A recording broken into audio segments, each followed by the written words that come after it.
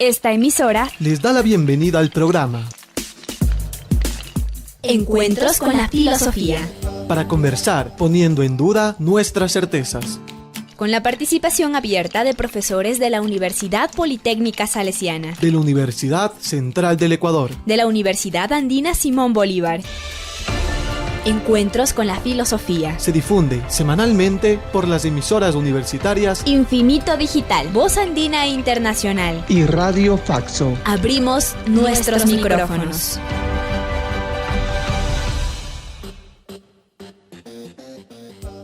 Bienvenidos y bienvenidas al programa Encuentros con las Filosofías. Les saluda Edison Aguilar Santa Cruz. Volvemos a encontrarnos esta semana en la serie temática estética presentada por Fernando Albán.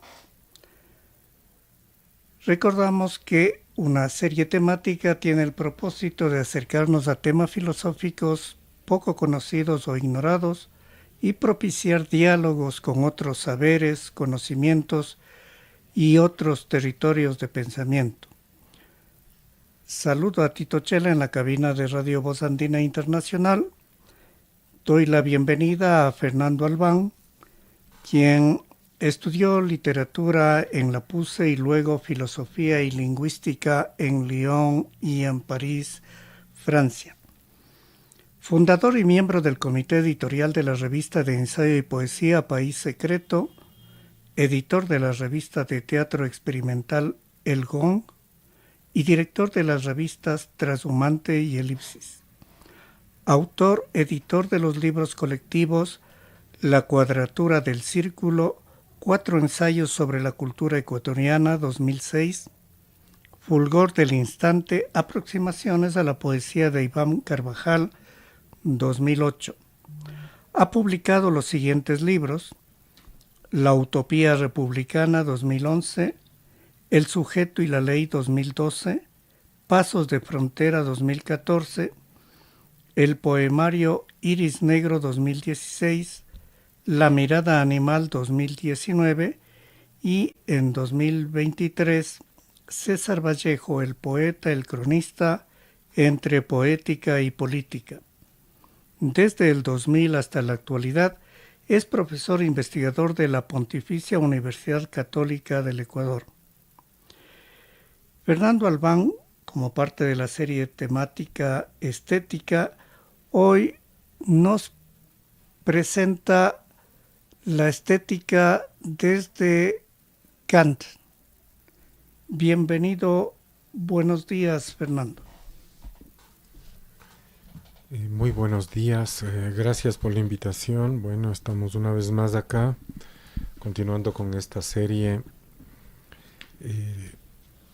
que trata sobre la estética y llegamos a un momento importantísimo, puesto que Kant, en el pensamiento filosófico occidental, en particular en lo que tiene que ver con la estética, yo diría que es un fundador. Es la cualidad, la característica de este pensador alemán importantísimo, no solamente en la estética, cabe señalar. Yo pensaría que en estricto sentido se debe hablar de estética solamente a partir del aporte hecho por Kant en este dominio, en este ámbito del pensamiento, y en particular con su libro La crítica de la facultad de juzgar. Es una de las maneras como se ha traducido su texto, o también la crítica del juicio. Esta crítica es una de las críticas que forma parte de un tríptico en Kant. Son 3 críticas: la crítica de la razón pura, en donde Kant establece qué es lo que se puede conocer y qué no se puede conocer. Ahí establece justamente la diferencia entre el fenómeno y el numen, y abre yo diría, o más bien marca una inflexión en lo que se podría denominar como una suerte de teoría de conocimiento. Ahí Kant tiene un rol fundamental. Tenemos también la crítica de la razón práctica, que es un texto que trabaja el tema de la moral y del imperativo categórico. Ahí es justamente cuando él introduce este elemento crucial para la reflexión acerca del actuar humano y de alguna manera de una especie de incondicionalidad en cuanto al actuar de los humanos en el plano de la moral, ¿no es cierto? Y tenemos la crítica del juicio o la crítica de la facultad de juzgar, que sería la tercera crítica, que se suma a las dos que he mencionado y que trabaja sobre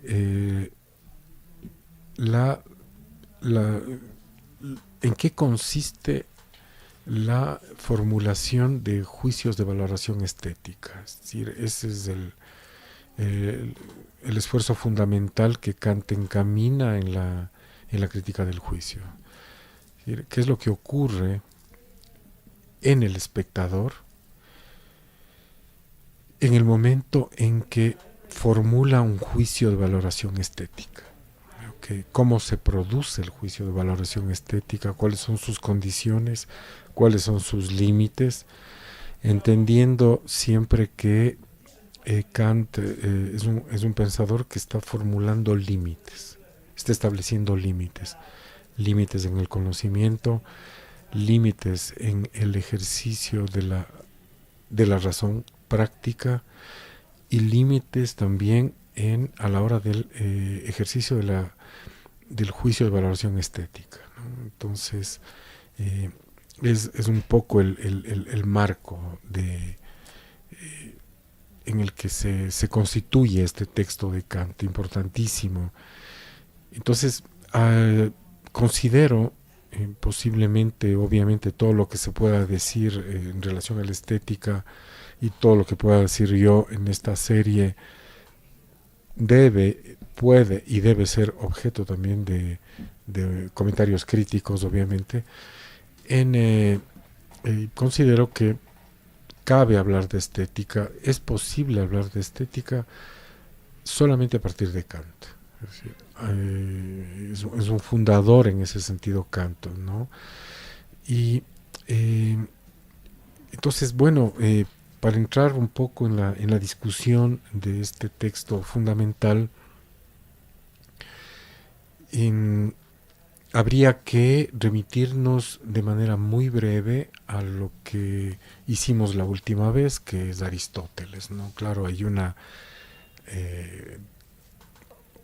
distancia temporal enorme entre Aristóteles y Kant. No obstante, me ha parecido correcto proceder de esa manera. Son dos de los pensadores que van a determinar de una manera profunda la posteridad a partir de sus reflexiones sobre el arte. La influencia de Aristóteles no va a terminar, no va a concluir, va a seguir teniendo la relevancia que ha tenido desde el comienzo a lo largo de la historia, ¿no? Y a lo largo de la historia el pensamiento filosófico vinculado al arte de Aristóteles va a tener vigencia. Yo diría, esa vigencia va a empezar a desmayar una vez que surge, se conoce, se da a conocer, se difunde el pensamiento estético de Kant en este libro, ¿no? Entonces me parece que en ese sentido son dos pensadores que inciden de manera fundamental en el pensamiento acerca del arte. Entonces Kant, como decía, marca una ruptura, y esa ruptura tiene muchísimo que ver con el pensamiento aristotélico sobre el arte, que está en la poética, que es el libro que habíamos comentado antes en las sesiones anteriores, ¿no? Y habíamos dicho que Aristóteles se centra en la tragedia. La poética tiene que ver fundamentalmente con la tragedia, y la tragedia tiene que la consideración que hace Aristóteles sobre la tragedia y cómo él se queda en la tragedia obedece fundamentalmente a una cuestión que para mí es importantísima, que es la tragedia produce efectos a nivel social, cumple con ciertos propósitos a nivel social, y yo diría incluso que se vuelve un factor fundamental la tragedia y a través de ella el arte en la consolidación de un cierto ordenamiento social. Y esto lo digo a propósito del tema de la catarsis. ¿Qué es lo que va a pasar con Kant? Antes de entrar a Kant, quisiera señalar algo adicional en relación a Aristóteles. Aristóteles, para algunos pensadores contemporáneos, inaugura la era de la representación, ¿no? El régimen representativo vinculado al arte. Yo pensaría que con Kant ese régimen representativo encuentra su tope, su límite, su acabamiento. Y más bien con el pensamiento estético de Kant nosotros entramos en una nueva fase, en un nuevo momento que ya no estaría vinculado al pensamiento representativo, al régimen de la representación como se lo ha designado, ¿no? Bueno, entonces, para entrar un poco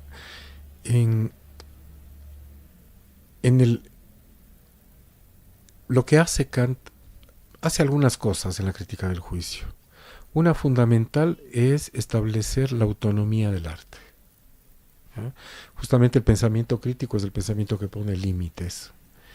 Y en el momento en que Kant pone límites con respecto a la estética, con respecto a la producción, a la recepción que tiene que ver fundamentalmente la estética con la recepción de las obras artísticas, no exclusivamente, pero fundamentalmente. Entonces, Kant establece ciertos límites en cuanto a lo que significa juzgar un objeto como bello. Ahí se establece ciertos límites, como decía, que van a avanzar en pos de lo que será establecer una especie de autonomía del arte, ¿no? Esto tiene mucho que ver con la orientación filosófica de Kant, Kant es un ilustrado. Yo diría incluso que es el pensador que sintetiza y abre posibilidades radicales en su desarrollo al pensamiento ilustrado. Entonces, para mí resulta comprensible que Kant tenga este propósito en relación al arte, es decir, dotarle al arte de autonomía, ¿sí? ¿Autonomía en relación a qué? Autonomía en relación, por ejemplo, al pensamiento lógico, autonomía en relación a la moral, ¿sí? Ese es el aporte decisivo de Kant en el pensamiento acerca del arte, ¿no? ¿Cómo ocurre esto? ¿Cómo se produce esto? Y cómo se distancia en ese sentido de Aristóteles, ¿no? Es decir, para Aristóteles el arte no es autónomo, tiene una funcionalidad social. Y en cambio para Kant el arte se mueve en el ámbito de una suerte de gratuidad. Y ahí estamos avanzando en pos de la autonomía del arte, ¿no? Una suerte de gratuidad Para llegar a ese punto, me gustaría insistir en algo que ya mencioné. La perspectiva kantiana, la estética kantiana y la estética propiamente dicha, porque él inaugura un poco el tema de la estética, ¿no? Es pensar al arte, pensar a las obras de arte desde la perspectiva del espectador, es decir, de la manera como inciden las obras de arte en el espectador. Entonces, dentro del circuito de las obras de arte, que sería la producción y la recepción, Kant se ubica de manera fundamental, al menos en varios pasajes de la crítica del juicio, en el lugar del receptor. Entonces podríamos hablar de una estética de la recepción también en Kant, ¿no? Entonces, ¿qué es lo que se produce en el espectador a la hora de la recepción, en el momento de la recepción de las obras de arte? De eso se ocupa Kant en la crítica del juicio específicamente, fundamentalmente. No exclusivamente, pero fundamentalmente.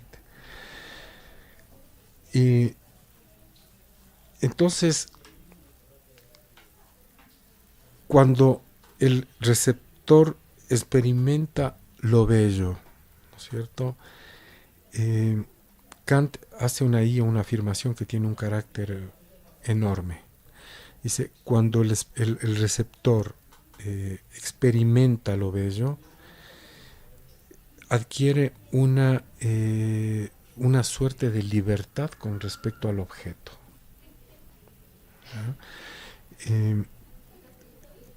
En la experiencia estética,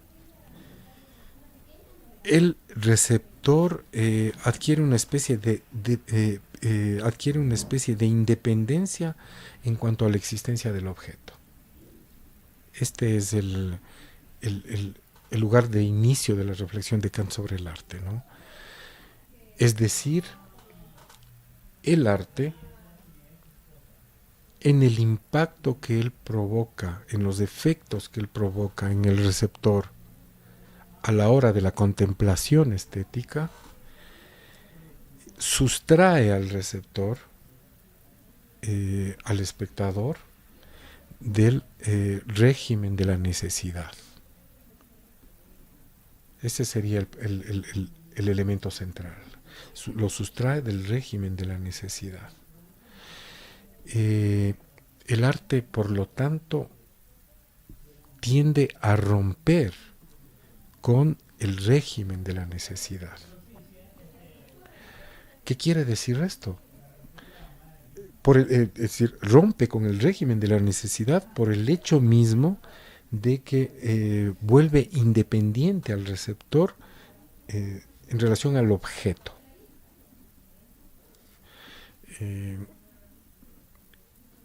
¿Qué quiere decir esto? Para Kant, haciendo una lectura de este planteamiento de Kant, por supuesto, y siguiendo el planteamiento de algunos otros, Kant consideraría, por lo tanto, que el ser humano solo puede ser completa y plenamente libre en la experiencia estética. Entonces, digamos, la estética, el arte, permiten que el ser humano se constituya en plenamente humano. ¿Sí? ¿Por qué? Porque lo privan de la relación con la necesidad. El arte sería entonces el ámbito de la absoluta, de la pura gratuidad. Entonces de ahí viene una definición, una de las definiciones de Kant, una de las formulaciones de Kant para referirse al arte, ¿no? Kant señala y dice, el arte las obras de arte abren la posibilidad de una finalidad sin fin. Una finalidad sin fin que sería el ámbito de una completa libertad. Cotidianamente los seres humanos estamos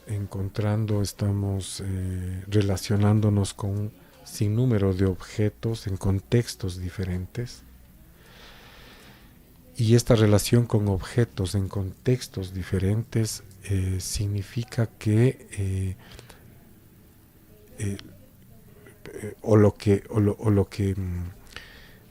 lo que prima en esa relación constante de los humanos con diferentes objetos en diferentes contextos es que los objetos son evaluados, son valorados en función de la finalidad que cumplen.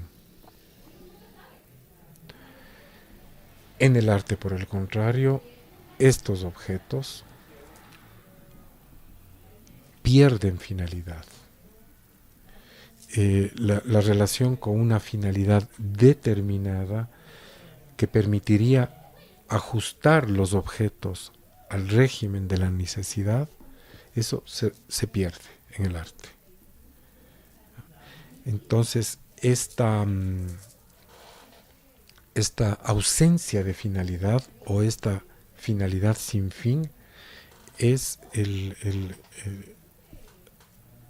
esta apertura que las obras de arte hacen posible.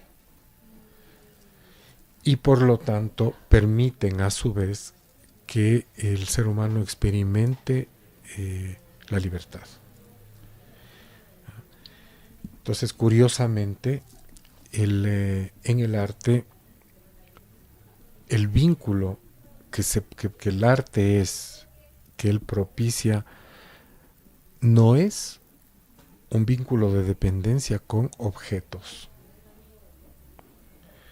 El ámbito del arte no tiene que ver con objetos, según Kant. Y esto es un principio que funda la estética. No tiene que ver con objetos, sino tiene que ver con la forma. Y en el momento que los humanos están en condiciones de emitir un juicio de valoración estética, están vinculándose con la forma, mas no con el objeto en tanto sustancia material, digamos, sino de manera estricta, con la forma, ¿no es cierto? Esto también apunta a lo que habíamos empezado señalando con el de dotar al arte de una autonomía, ¿no? ¿Ya? El arte implica, en un sentido kantiano, para la estética, el arte es un juego libre, un juego de formas. Aquí la cuestión del juego es extremadamente importante. Este tema del juego va a ser aprovechado por pensadores posteriores a Kant que van a estar vinculados, y que eso posiblemente nosotros continuaremos nuestras reflexiones sobre la estética por ahí, nos iremos por ahí, por el movimiento romántico de los románticos alemanes, el primer romanticismo, y en particular por Schiller. Entonces, primera cuestión, el arte tiene que ver con la forma. Y esta posibilidad de esta atención que los humanos prestan a la forma produce en ellos placer. Es esa atención a la forma es la que desencadena en el ser humano el placer, ¿no? Que es el ámbito propio del arte. Entonces, Kant señala, dice, el arte, digamos, ¿qué es lo que ocurre en el arte, no?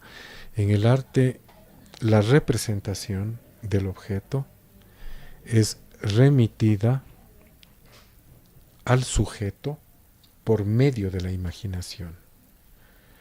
Hay una representación que es remitida al sujeto por medio de la imaginación y es el elemento desencadenante del placer. Ahí se suscita el sentimiento de placer, ¿no es cierto? Es decir, lo que la forma desencadena en el espectador, lo que prende, lo que yo diría incluso incendia en el espectador es la imaginación. Es digamos, es la facultad inherente al ser humano que toma la delantera y que es la que se encuentra exaltada a la hora, en el momento en que el espectador encuentra una obra de arte y